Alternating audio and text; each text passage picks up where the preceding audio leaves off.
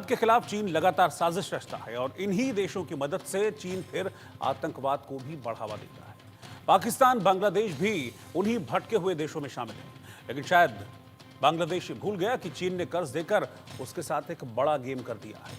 उसकी जमीन कब्जाएगा अब चीन, उसके संसाधनों का इस्तेमाल करेगा और खुद एशिया में बड़ी शक्ति, बड़ी ताकत बनना चाहेगा चीन, क्योंकि यही चीन की नीति है। लेकिन यह सब कुछ देखकर भी बांग्लादेश कुछ बोल नहीं पाएगा, क्योंकि तब तक वो इतना कर्ज के बोझ तले दब चुका होगा, इतना कर्ज बांग्लादेश के ऊपर लद गया होगा चीन का कि फिर कुछ होने वाला नहीं है। और पाकिस्तान की तरह फिर वो भी कटोरा लेकर जगह जगह घूमेगा कर्ज के लिए।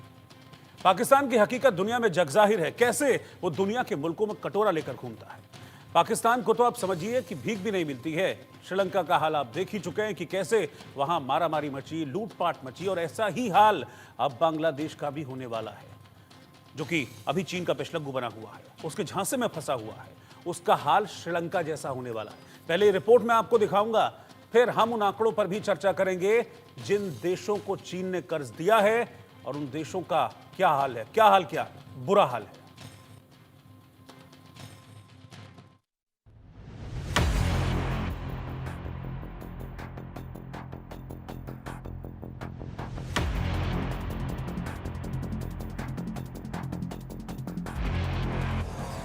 सूदखोर ड्रैगन का प्लान यूनुस को कर देगा कंगाल। मोहम्मद यूनुस बनेंगे गुलाम, बांग्लादेश होगा ठन ठन गोपाल।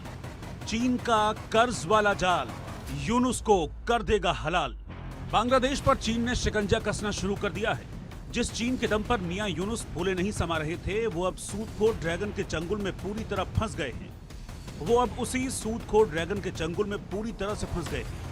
चीन ने बांग्लादेश पर इतना कर्ज लाद दिया है कि वो चाहकर भी उसको किसी भी चीज के लिए मना नहीं कर पाएगा। हालात यहां तक पहुंच गए हैं कि कर्ज पर कर्ज देकर चीन धीरे धीरे आर्थिक मोर्चे पर बांग्लादेश को अपना गुलाम बना रहा है। चीन की मंशा बांग्लादेश के जरिए भारत के पूर्वोत्तर के हिस्सों को अलग करना है। BRI प्रोजेक्ट के जरिए बंगाल की खाड़ी से हिंद महासागर तक जाने का रास्ता साफ करना है। साल 2016 के शी जिनपिंग के बांग्लादेश दौरे के बाद से दोनों देशों के रिश्ते रणनीतिक साझेदारियों में बदल गए। नतीजा ये रहा कि दोनों देशों के बीच 27 समझौते हुए। बेल्ट रोड इनिशिएटिव यानी BRI के तहत $38 अरब का निवेश हुआ। एक रिपोर्ट के मुताबिक 12 साल में चीन ने बांग्लादेश में 12 रोड, 21 ब्रिज और 27 पावर प्लांट बनाए हैं। 700 से ज्यादा चीनी कंपनियां बांग्लादेश में ऑपरेट कर रही हैं। बांग्लादेश पर चीन का कुल $6 बिलियन का कर्ज हो गया है। आंकड़ों पर गौर करें तो दक्षिण एशिया में बांग्लादेश चीनी निवेश पाने वाला पाकिस्तान के बाद दूसरा सबसे बड़ा देश है। चीन ने बांग्लादेश के कर्णफुली नदी के नीचे से बनने वाले बंगबंधु टनल और पद्म ब्रिज रेल लिंक जैसी परियोजनाओं को भी फाइनेंस किया। बंगबंधु टनल प्रोजेक्ट की कुल लागत $1.1 बिलियन थी। इसकी आधी लागत को चीनी बैंक एक्जिम ने 20 साल के लिए लोन दिया था। इसी बैंक ने ढाका को जोशेर को जोड़ने वाले 169 किलोमीटर पद्म ब्रिज रेल लिंक के लिए लोन दिया था। पूरी लागत का 85% फाइनेंस चीनी बैंक ने किया है। चौंकाने वाली बात तो यह है कि सभी लोन 2% इंटरेस्ट पर दिए गए हैं। चीन मदद के बहाने पहले छोटे और कमजोर देशों को लोन देता है, फिर डेवलपमेंट के सपने दिखाता है, और जब कर्ज बढ़ जाता है तो फिर वहां पर अपनी विस्तारवादी नीति लागू कर देता है। जबकि बांग्लादेश को पता है कि इसी चीन ने 1971 में बांग्लादेश की आजादी का विरोध किया था। 1972 में बांग्लादेश के UN में सदस्यता पर वीटो लगा दिया था। जिस चीन और पाकिस्तान की दोस्ती से मोहम्मद यूनुस चौड़े हो रहे हैं, वो शायद भूल गए कि पाकिस्तान श्रीलंका का क्या हाल हुआ है। बांग्लादेश को भी अब इसी गलती का खामियाजा भुगतना पड़ेगा। चीन के कर्ज का ये जाल यूनुस के बांग्लादेश को हलाल कर देगा। Bureau report, India news. तो चीन के कर्जे का जाल यूनुस को और उनके बांग्लादेश को हलाल कर देगा, और यही हमारी आज का सर्वे भी है। इस सर्वे को लेकर हमने बहुत सारे सवाल तैयार किए, उन सवालों को लेकर पब्लिक के बीच हम पहुंचे और फिर क्या रिएक्शन हमको मिला है। पहला सवाल इस सर्वे का मैं आपके सामने आज रख रहा हूं, क्योंकि बांग्लादेश में जिस तरह के हालात हैं और जिस तरीके से बांग्लादेश भारत को आंख दिखाने की कोशिश कर रहा है, ये साफ है कि उसके पीठ के पीछे किसी का हाथ है, और वो 100% चीन ही है। पाकिस्तान तो है ही, लेकिन फंडिंग करने वाला चीन है। पहला सवाल यह था कि बांग्लादेश पर चीन का $6 बिलियन का कर्ज है। क्या पाकिस्तान की तरह चीन ने बांग्लादेश को भी अपने कर्ज के जाल में फंसा लिया है, कर्ज के बोझ तले दबा लिया है? 82%, 82% लोगों ने कहा कि हां, बांग्लादेश को भी चीन ने अपने कर्ज के जाल में फंसा लिया है। $6 बिलियन कोई छोटी मोटी रकम नहीं होती है। 18% लोगों ने कहा नहीं, और खास बात यह है कि सभी लोगों ने इस पर अपनी राय दी, यानी कि इस चीज को लेकर जितने लोगों से हमने सवाल किए वो क्रिस्टल क्लियर थे कि इस वक्त जो बांग्लादेश आंख दिखाने की हिमाकत कर रहा है वो चीन के इशारे पर कर रहा है। और क्यों? क्योंकि चीन ने बांग्लादेश को अपने कर्ज के जाल में फंसा लिया है और इस कदर वो उलझ गया है कि अब निकल नहीं सकता है। मेरे साथ खास मेहमान हैं, मैं उन सबको इंट्रोड्यूस करता हूं, फिर इस चर्चा की शुरुआत करता हूं। और जो पहला सवाल था जो हमने पब्लिक से पूछा था, उसी का मैं देश के जाने माने एक्सपर्ट से जवाब लूंगा। मेरे साथ इस समय मेजर जनरल रिटायर्ड ध्रुव कटोच जी हैं, सर आपका स्वागत है। मेरे साथ इस वक्त मेजर जनरल रिटायर्ड सुधाकर जी हैं, सर आपका भी बहुत बहुत स्वागत है। मेरे साथ सुरेंद्र सिंह लाली जी हैं जो इंटरनेशनल मामलों के जानकार हैं, लाली सर आपका भी स्वागत है। और विजय क्रांति जी जो कि चेयरमैन हैं चेस के, वो भी इस वक्त साथ में हैं, सर आपका भी स्वागत है। लेकिन सबसे पहले जनरल कटोच, मैं आपके पास आना चाह रहा हूं। बांग्लादेश हम देख रहे हैं किस तरीके की हरकत कर रहा है। क्या बांग्लादेश भी पाकिस्तान की तरह, श्रीलंका की तरह, जो चीन का कर्ज वाला जाल है कि पहले कर्जा दो और फिर कम सूद पे कर्जा दो और फिर इतना लाद दो कि फिर वो आपको ना ही ना कर पाए, तो यही श्रीलंका और पाकिस्तान वाला हाल आपको लग रहा है कि अब बांग्लादेश का हो चुका है? धन्यवाद रोहित जी। ये हाँ, मैं समझता हूँ ये बांग्लादेश भी उसी रास्ते पे चल रहा है, लेकिन अभी तक वो उस स्थिति पे नहीं पहुंचा है जिस स्थिति में श्रीलंका पहुंच गई थी और फिर भारत की मदद से वो वहां से हमने निकाला उनको। और पाकिस्तान की भी स्थिति मुझे लगता है बहुत गंभीर है, क्योंकि उनका जो लोन है चीन से वो बहुत ही ज्यादा था। इस समय पर जो बांग्लादेश का लोन है वो $6 बिलियन है, और वो इतनी ज्यादा रकम नहीं है जिससे कि वो डेब्ट ट्रैप पे ऊपर चल जाए। लेकिन प्रॉब्लम अभी यह है क्योंकि बांग्लादेश की स्थिति जो है, जो पॉलिटिकल स्थिति है वो अनस्टेबल है, और इकोनॉमिक स्थिति भी, क्योंकि पूरे दुनिया में एक तरफ से स्टैग्नेशन हो रहा है और बांग्लादेश के ऊपर बहुत ही ज्यादा इम्पैक्ट है। तो उनकी इकोनॉमी अभी डाउनफॉल में है, और उस स्थिति में उनको ये लोन रीपेमेंट करना मुझे लगता है उनको बहुत मुश्किल होगी। और अगले सालों में मुझे लगता है वो डेट ट्रैप में फंस सकते हैं। रोहित जी, बिल्कुल। जनरल सुधाकर, मैं आपसे भी इसी सवाल को चाहूंगा कि आप इसका जवाब मुझे दें कि जैसा कि जनरल कटोच ने कहा कि हाँ अभी नहीं है, लेकिन ये रहा तो जो लाइन है बांग्लादेश ने वही पकड़ी हुई है ना। और सवाल होता है इंटेंशन का, तो चीन की इंटेंशन है यही कि भारत के आसपास के जो देश हैं और खासतौर पर जो साउथ एशिया है वहां पर इसी तरीके से जो छोटे देश हैं उनको कर्ज के जाल में फंसा लूं और फिर उसके बाद वहां पर मैं अपनी दादागिरी चलाऊं, जो कि नेचर है चीन का। रोहित, सबसे पहले नमस्कार और धन्यवाद। मेरे को पैनलिस्ट को शुभकामनाएं, सर व्यूअर्स को भी शुभकामनाएं। जहां तक आपकी सवाल है, हमारे व्यूअर्स का ध्यान थोड़ा सा मैं समय के पीछे थोड़ा ले जाना चाहता हूं जी। 2003 और 2013 के बीच में चाइना के एक प्रेसिडेंट हुआ करते थे, हुन जिनताओ। हुन जिनताओ साहब ने उस समय थ्रेट एनालिसिस के दौरान सबसे अहम थ्रेट को हाईलाइट किया था कि चाइना के लिए जो एनर्जी सिक्योरिटी के आधार पर उनका इकोनॉमी डबल डिजिट के रफ्तार पे बढ़ रहा था, सबसे बड़ा थ्रेट था मलाक्का डायलेमा। मलाक्का डायलेमा एक ऐसा जगह है जिसके बीच में से 70-70% से ज्यादा, मैं यहाँ पे भी बोल देता हूँ कि चाइना का एनर्जी सिक्योरिटी करीब करीब 83%, Persian gulf, Africa, Latin America, कुल मिला के ये सी लेन्स ऑफ कम्युनिकेशन, जो कि हमारा मिनिकॉय आइलैंड 9 डिग्री चैनल होते हुए, अंडमान के सामने से 10 डिग्री चैनल होते हुए, मलाक्का स्ट्रेट होते हुए जाता है। Persian Gulf to Malacca strait 5,775 kilometre, 7 दिन टाइम लगता है। Malacca strait to east China sea या साउथ चाइना सी के तरफ ये लगता है 7 और दिन लगते हैं। कुल मिला के 14 दिन। मौसम खराब होता है तो 7 दिन और जोड़ दे दिए, 21 दिन का समय लगता है। तो ये मलाक्का डायलेमा का उनके जो थिंक टैंक है, उन्होंने एक आंसर निकाला था कि मलाक्का डायलेमा का जो चुनौती है उसको हल करने का बहुत सारे ऑप्शंस है, लेकिन एक ऑप्शन है ऐसा देश के अंदर इतना गहरा पेनिट्रेट किया जाए ताकि वो मलाक्का के ऊपर उनको डोमिनेट करने में, और कोई अगर नकारात्मक थ्रेट आ रहा है, चुनौती आ रहा है, उसको नकारा करने में ये कामयाब हो सकते हैं। बांग्लादेश उसी लिहाज से उसको चुना गया था उस समय। ये आपको ओपन मीडिया में मिलेगा नहीं, लेकिन गहरा रिसर्च करने के बाद मिलेगा। अगर आप मैप बांग्लादेश केंद्रित अगर मैप को खोल के देखेंगे तो ये एक्चुअली ऐसा जगह है चिटागोंग पोर्ट, यहाँ से अमेरिका या यूरोप जाने के लिए जितना समय लगता है, उनका एक मातारबाड़ी पोर्ट अभी बन रहा है जापान के एक्स्ट्रा असिस्टेंस के साथ, उससे 14 से 18 दिन समय कम हो जाएगा। तो सेंट्रलिटी ऑफ बांग्लादेश को मैं हाईलाइट करना चाहता हूं। साथ ही ये भी कहना चाहता हूं, आपने 38 बिलियन की बात बता रहे थे, 2018 को मैंने एक लेक्चर देने गया था, 13.8 बिलियन कमिटेड हो गए थे और आज 2024 तक 20 बिलियन डॉलर कमिटेड हो चुके हैं। आपने कह चुके हैं कि नैरेटिव में पोर्ट्स बनाया है, हाईवेज बनाया है, रेलवेज बनाया है, लेकिन सबसे बड़ा चाइना का जो आंख है ये बांग्लादेश और त्रिपुरा के बीच में 60 ट्रिलियन क्यूबिक फीट का नेचुरल गैस की रिजर्व है। यहां से वो पाइपलाइन बिछा के आराकान होते हुए, चीन प्रोविंस होते हुए वो यूनान की तरह लेना चाह रहे हैं। पाइप बर्मा में ऑलरेडी म्यांमार में बिछ चुकी है। लेकिन मैं हाईलाइट ये करना चाहता हूं, इसके साथ 82% चाइना का जो इन्वेस्टमेंट मिलिट्री हार्डवेयर बांग्लादेश जो इंपोर्ट करता है ये चाइना से लेते हैं। कोई जगह आपको 76-79 मिलेगा, एक्चुअली 82% है।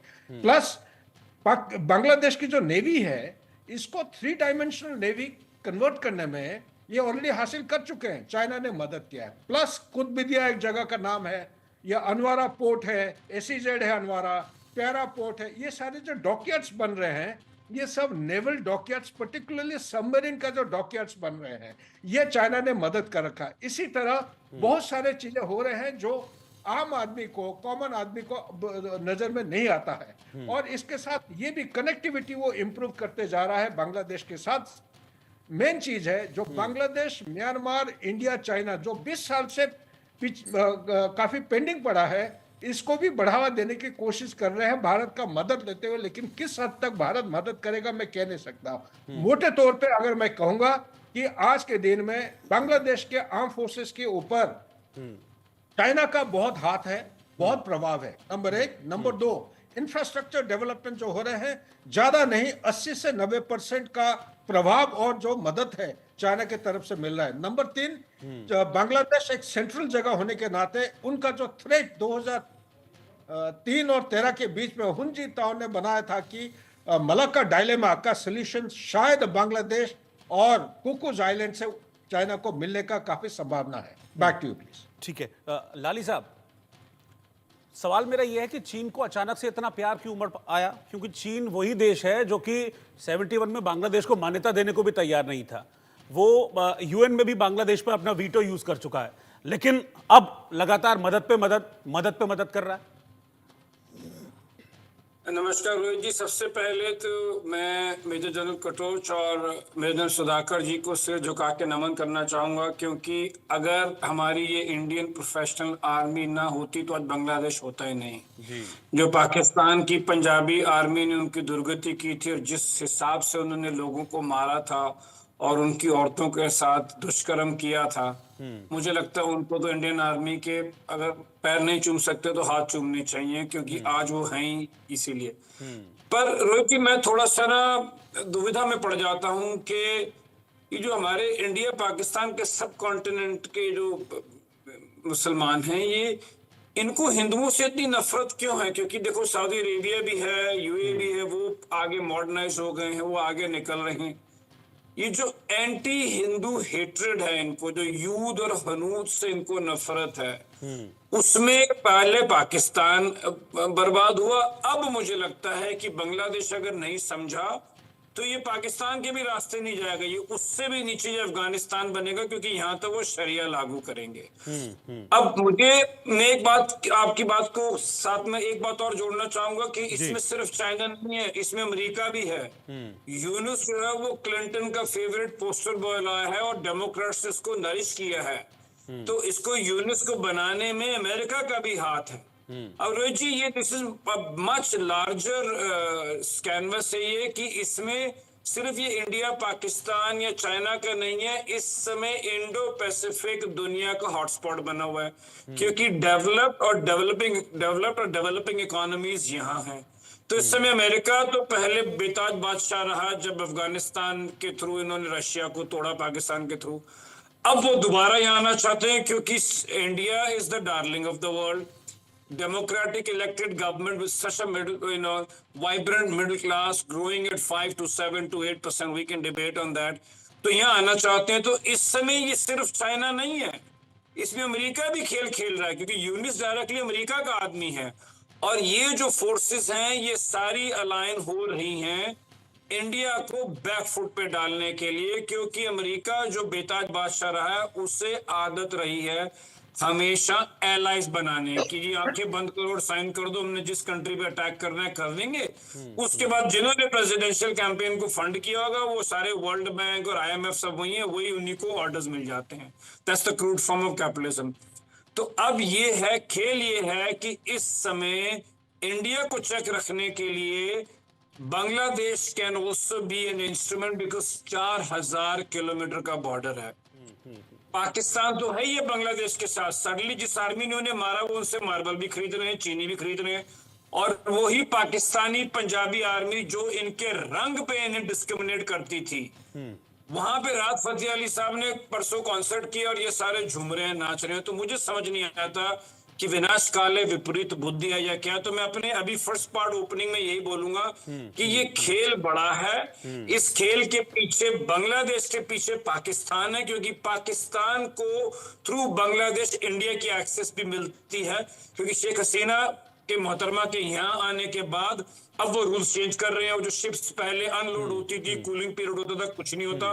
अब क्या पाकिस्तान से चलेगा, क्या बांग्लादेश पहुंचेगा, और वो क्या 4000 किलोमीटर के बॉर्डर से आएगा, ये सोच के मेरी कभी कभी नींद खराब होती है। थैंक यू रोहित जी। इससे पहले मैं अपना सवाल लेकर विजय क्रांति जी के पास जाऊं, एक डेटा मैं दिखाना चाहता हूं, और ये डेटा बता देगा कि चीन की जो चाल है वो किस तरीके से चीन चाल चल रहा है, और किस तरीके से जो भारत के पड़ोसी देश हैं, जिसमें पाकिस्तान है, जिसमें बांग्लादेश है और जिसमें श्रीलंका भी है, उनको अपने कर्ज के जाल तले फंसा रहा है, एक तरीके से ट्रैप में ले रहा है। ये जो आंकड़े हैं मेरे सामने, ये आंकड़े आपको बताएंगे कि चीन ने जिन देशों को कर्ज दिया है, पाकिस्तान जो भारत के पड़ोसी देश, उनका हाल क्या है। पाकिस्तान को देखिए, 29 बिलियन डॉलर का कर्ज है, बांग्लादेश को 6 बिलियन डॉलर का कर्ज पाकिस्तान को दिया, 29 बिलियन। अब आप महंगाई देखिए, पाकिस्तान में है 23.4 और अनएम्प्लॉयमेंट रेट 8% है इस समय।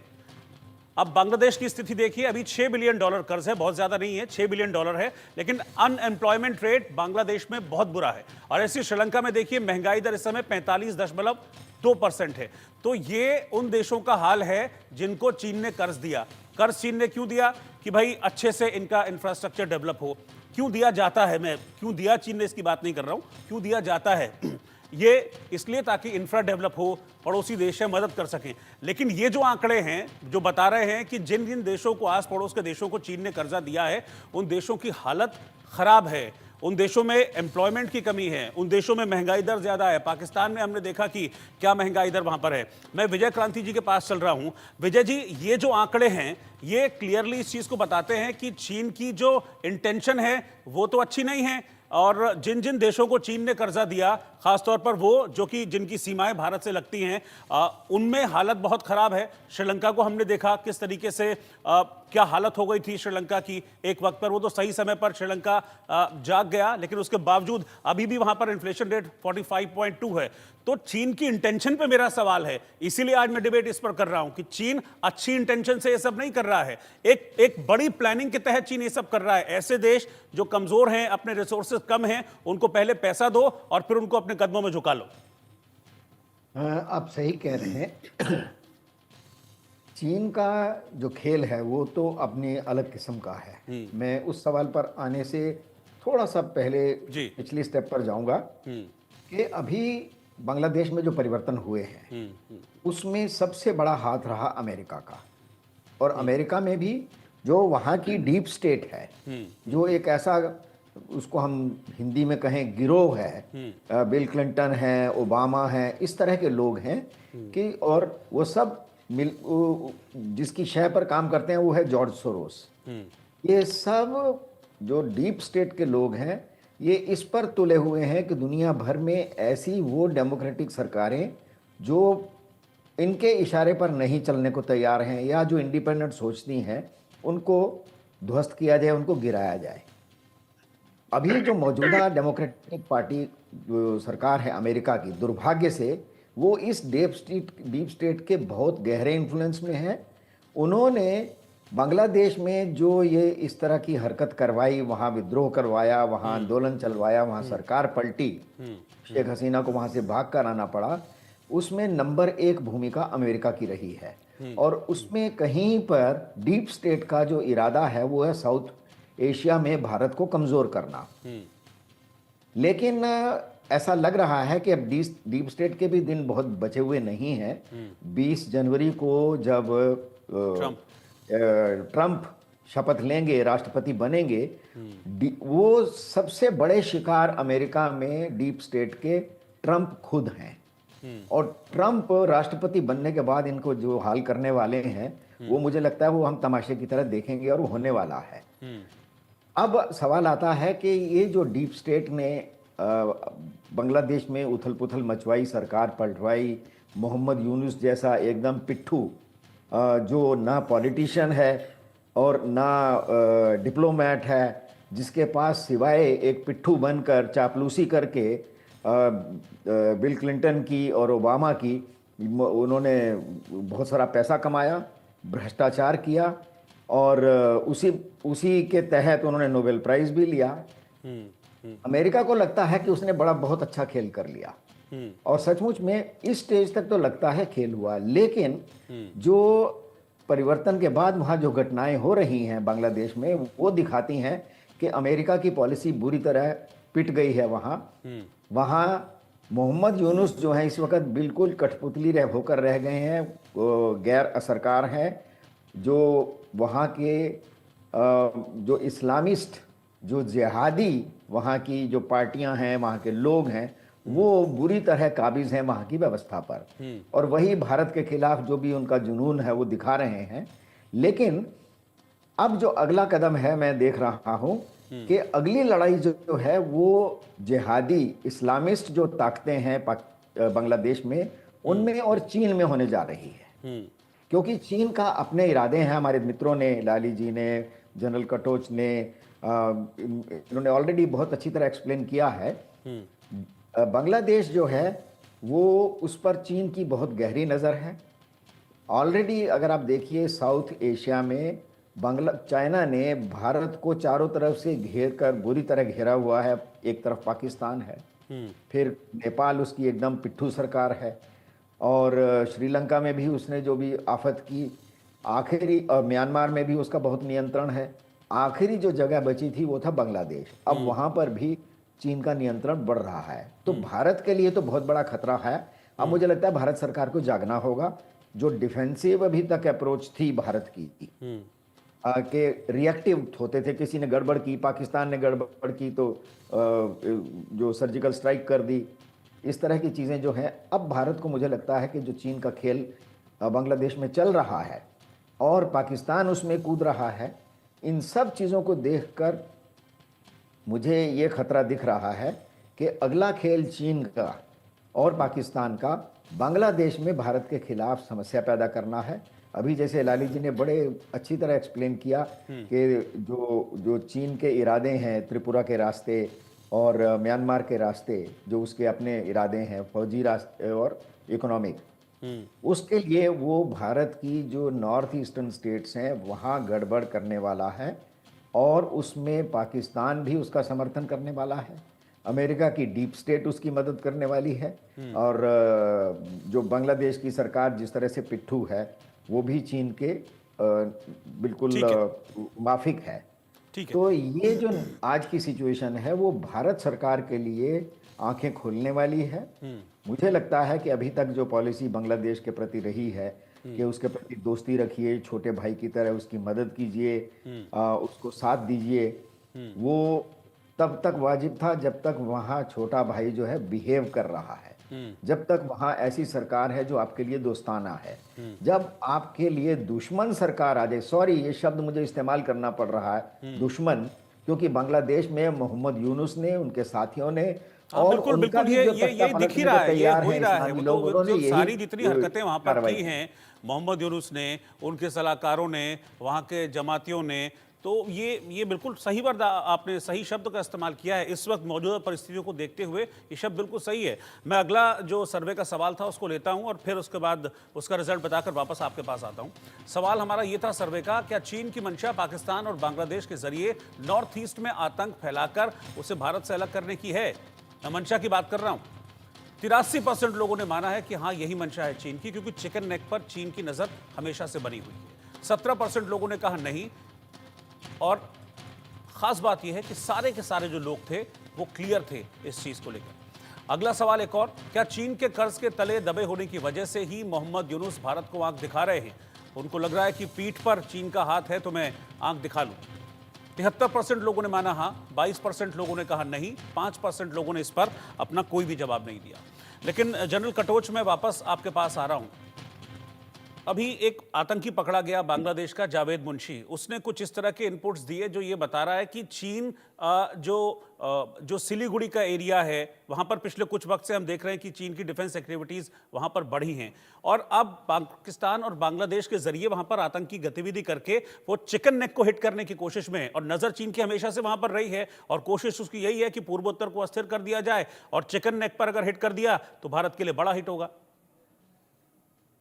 और देखिए, जहाँ तक चीन का सवाल है और पाकिस्तान का भी सवाल है, वो तो यही चाहेंगे कि वो जो चिकन नेक, जो सिलीगुड़ी कॉरिडोर जिसको हम कहते हैं, वहां पर जाके वो कंट्रोल कर ले, बांग्लादेश साउथ की तरफ से और चीन नॉर्थ की तरफ से, और पूरा नॉर्थ ईस्ट जो है वो भारत से अलग हो जाएगा।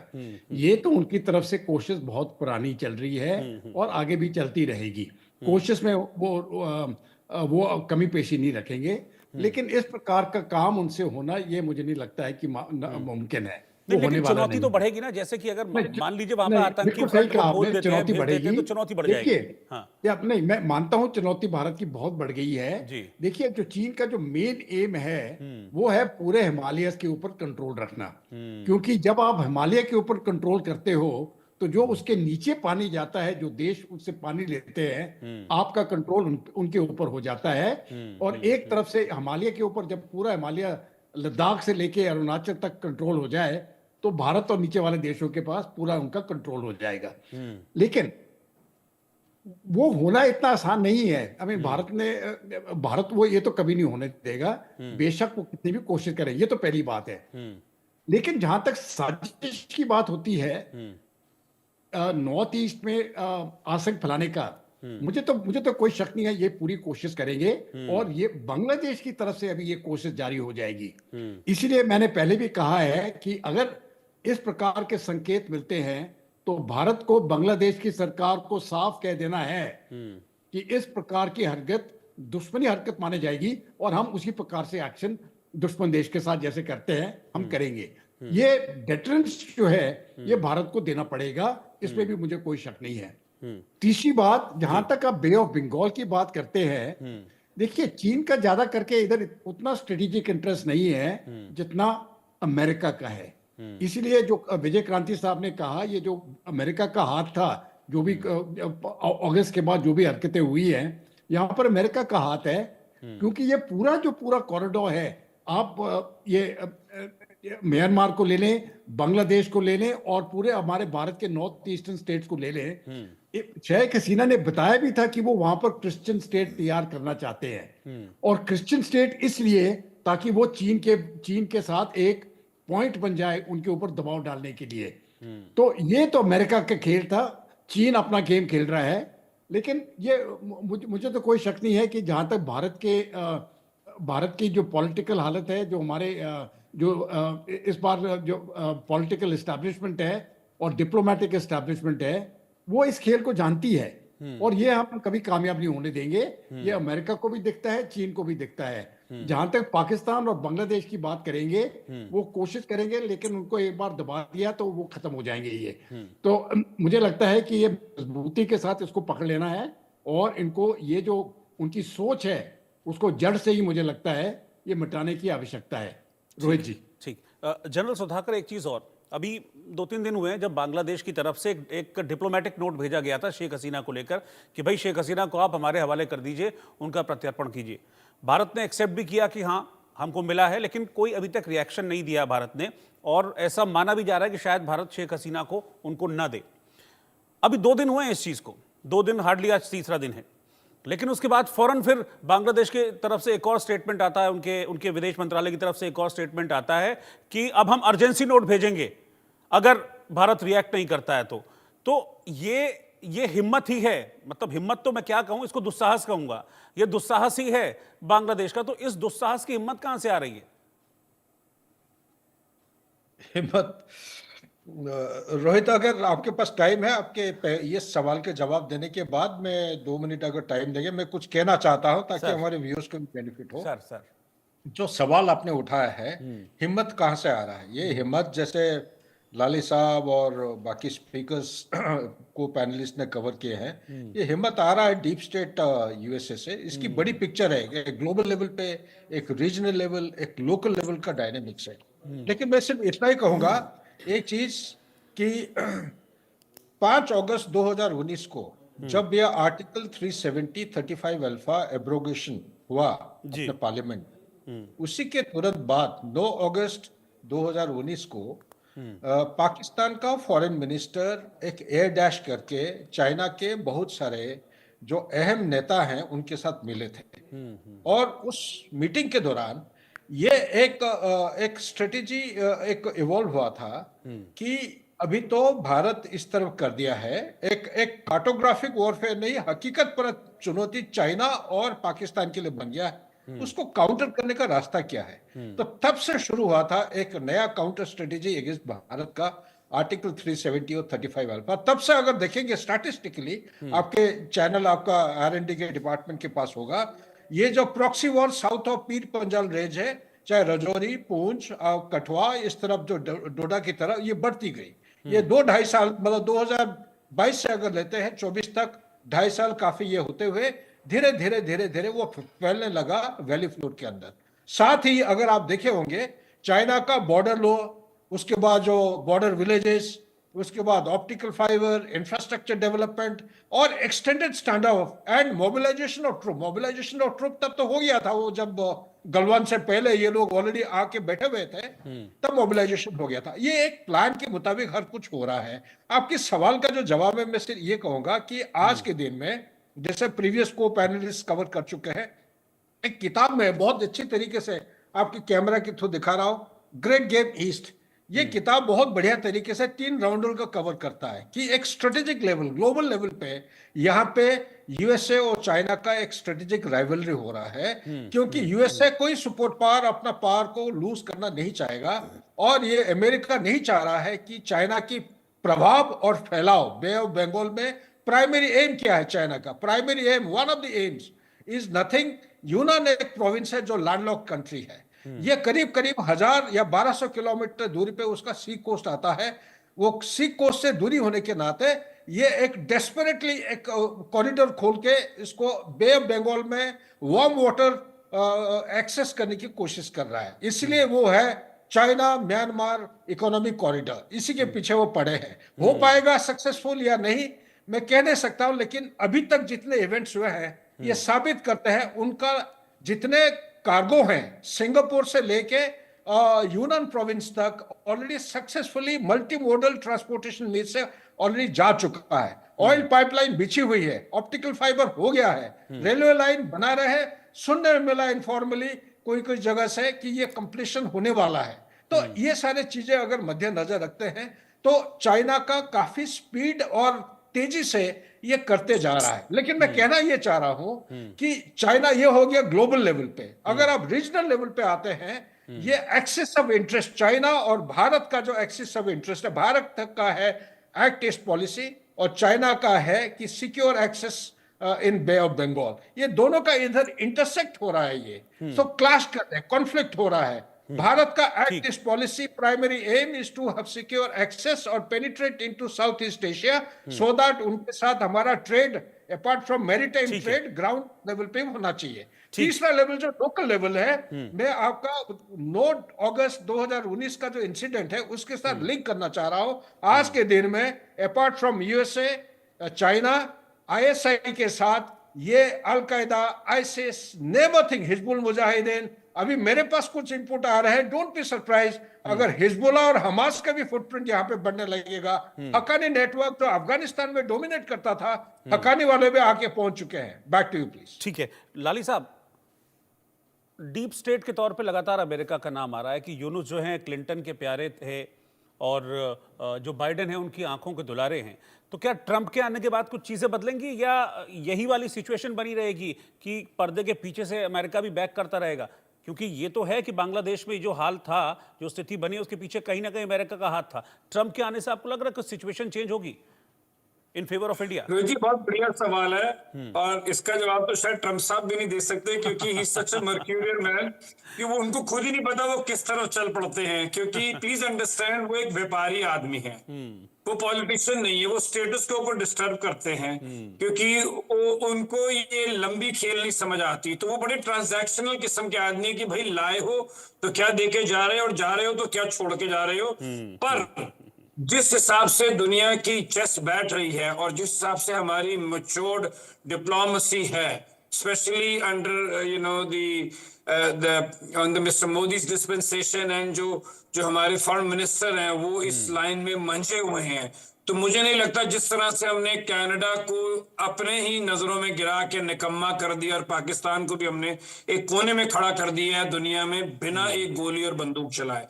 पर रोहित जी, ये खेल कुछ और लग रहा है मुझे। ये खेल जो मुझे लग रहा है, बड़ी माजरत के साथ अगर कहना चाहूं, कि ये जो विजय जी ने भी कहा कि ये मेरे हिसाब से कोल्ड वॉर 2.0 शुरू हो चुकी है। क्योंकि अगर अमेरिका ने सबसे बड़ी चूक की, and this is I am speaking way beyond my पे ग्रेड, वो थी कि उन्होंने चाइना को काउंटर करने के लिए शायद उन्हें इंडिया को खड़ा करना चाहिए था आज से 20 साल पहले, नॉट बिफोर 1991। वो हमारी लिबरलाइजेशन थी या नहीं थी वो अलग सवाल है।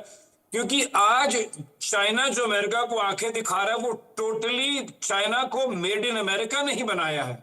So the worst product, the worst made in China product is China itself, which is made by America। तो अब ये जो मुझे लगता है कोल्ड वॉर 2.0 है। अब देखिए किस तरीके से अब चाइना और रशिया और ईरान और नॉर्थ कोरिया और पाकिस्तान भी दुमछल्ला बना घूमता है, और ये सब न्यूक्लियर पावर स्टेट्स हैं। तो रोहित जी, मेरे को थोड़ी सी कभी कभी तकलीफ होती है जब मैं टोटल सिचुएशन को एक ऊपर से पैनोरामिक व्यू से देखता हूँ। और वो मैं क्या कहना चाह रहा हूँ, साउथ एशिया जो हमारी इमीडिएट नेबर होता है, हमें ग्रोथ करनी है, हमें रिसोर्सेज चाहिए, हम इन जंगों में नहीं इन्वॉल्व हो सकते because we need energy, we have lot of other issues.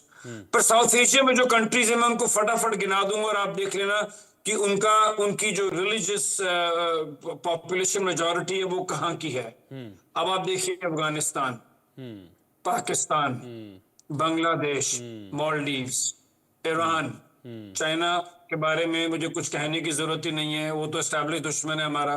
Sri Lanka वो भी एक स्विंग स्टेट है, या नेपाल, और फिर रह गया भूटान। तो जैसे कि मेरे से पहले विजय जी ने भी कहा और मेजर कटोच ने भी कहा, जनरल कटोच साहब ने भी कहा कि मुझे लगता है ये आगे हमारे लिए बहुत बड़ा चैलेंज है। क्योंकि अगर मैं 3 कंट्रीज की ही मुस्लिम पॉपुलेशन देखता हूं, पाकिस्तान, बांग्लादेश और इंडिया की, they come up to 64 crore people. बाकी आप लोग समझदार हैं। Thank you sir. ठीक है, मैं विजय जी के पास चलूं, उससे पहले अपने अगले 2 सवाल सर्वे के लेता हूं, फिर मैं विजय जी आपके पास आ रहा हूं। हमारा सवाल था अगला कि शेख हसीना को बांग्लादेश लाने के प्रयास में भारत को यूनुस सरकार की गीदड़ भभकी क्या चीन के उकसावे पर है?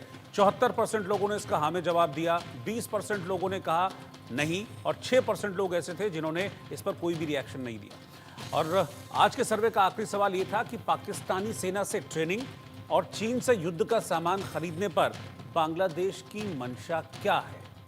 क्यों आखिरकार ऐसा कर रहा है बांग्लादेश? 18% लोगों ने कहा कि ये सब जो साजो सामान है वो बांग्लादेश अपने यहाँ आतंकियों को ट्रेनिंग देने के लिए इकट्ठे कर रहा है। 25% लोगों ने कहा कि भारत के खिलाफ युद्ध की प्लानिंग कर रहा है, और सबसे ज्यादा 50% लोगों ने माना है कि बांग्लादेश में कट्टरपंथ बढ़ाना है और इसीलिए इस साजो सामान को बांग्लादेश में इकट्ठा किया जा रहा है। 7% लोगों ने इस पर अपनी कोई भी राय जाहिर नहीं की। विजय जी, मैं आपसे समझना चाह रहा हूं, अभी 2 दिन पहले खबर आई थी कि अब वो पाकिस्तान जिसने बांग्लादेश पर कितने जुल्म किए थे, पूर्वी पाकिस्तान था, सॉरी, इस वक्त पूर्वी पाकिस्तान में कितने जुल्म किए थे और 2 लाख से 3 लाख से ज्यादा महिलाओं का रेप किया था, उन सबको भूलकर यूनुस अब पाकिस्तान की गोद में जा बैठे हैं। उसी पाकिस्तानी सेना से अपने फौजियों को ट्रेन करवा रहे हैं। अब जिन्होंने रेप किया, जिन्होंने कितने बांग्लादेशियों को उस वक्त मार डाला था, कैसे भूल गए सब कुछ? मोहम्मद यूनुस। देखिए, मोहम्मद यूनुस की बात जो है ना, इतिहास में बड़े एक अजीब, वो कैटेगरी अलग ही सिद्ध होने वाले हैं। मैंने जैसे पहले कहा ना, वो उस आदमी में कहीं राजनीति की समझ है, ना उसमें कूटनीति की समझ है। वो एक अपने आप घोषित बैंकर है, जिसने ग्रामीण बैंक शुरू किए, और अब किस्सा समझ में आ रहा है कि उसने बांग्लादेश के गरीब औरतों को, गरीब आदमियों को, गरीब मजदूरों को इस ग्रामीण बैंक के नाम से जिस बुरी तरह लूटा, और जितने बड़े पैमाने पर उसने पैसा अमेरिका के रास्ते से कमाया, बिल क्लिंटन और ओबामा के लिए वो एटीएम की मशीन बने हुए हैं अमेरिका में। पैसा जो सारी बेईमानियां करके इन्होंने पैसे कमाए बांग्लादेश में और विदेशी उससे, वो इन लोगों को भी, उनसे भी शेयर कर रहे हैं, बिल क्लिंटन से और ओबामा से। ये सब बातें सामने आ चुकी हैं जी। तो मैं मोहम्मद यूनुस को, मैं उन लोगों में से हूं जो मोहम्मद यूनुस को सीरियसली नहीं लेने वाले। उस आदमी की टोटल औकात एक कठपुतली की थी। उसे आगे रख कर जो अचीव करना था अमेरिका ने, बांग्लादेश में सरकार पलटनी थी, वो अचीव कर लिया है। उसके बाद आप धीरे से अगले जो कुछ दिनों में वो एक लाइबिलिटी बनने जा रहा है अमेरिका के लिए, क्योंकि बांग्लादेश जो है, आप ध्यान से देखिएगा, ये एक नई ट्रायंगुलर उसमें झगड़े में, एक ट्रायंगुलर जिसको रस्साकशी है उसमें फंसने जा रहा है। उसमें एक तरफ अमेरिका है, दूसरी तरफ वहाँ की जो इस्लामी पावर्स हैं, जिनको दुनिया भर की इस्लामी ISIS, अलकायदा सर विजय क्रांति जी, माफी के साथ